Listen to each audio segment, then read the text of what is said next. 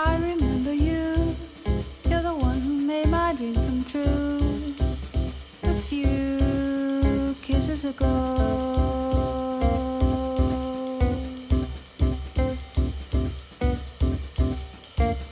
I remember too, you're the one who said I love you too. I do, didn't you know?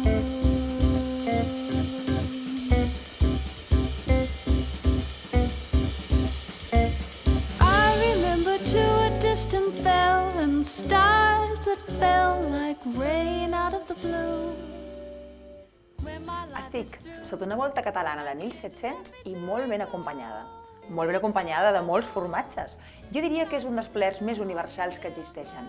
Plaer, per sort, que no només és un gust i una addicció que un pot agafar, és també un molt bon aliment. Clar, aliment dependrà del tipus de formatges, i és que aquí en tenim moltíssims. Per exemple, si jo agafo una mica de parmesà, que és aquest formatge dur, sòlid, ja ho veieu, que té consistència, és un formatge que té molt poca aigua. En canvi, té moltes proteïnes i molt calci. Sabíeu que 100 grams de parmesano té 10 vegades més calci que 100 grams de llet? Sembla increïble, però és així.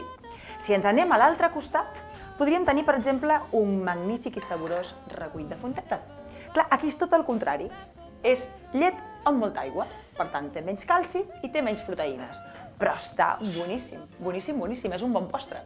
I si volem un entremig, doncs podríem agafar, què us sembla? Un manchego, Un manchego de tota la vida, que és un semicurat i que és un semi-semi. No és ni tan tendre com el recuit, ni tan fort com el parmesano.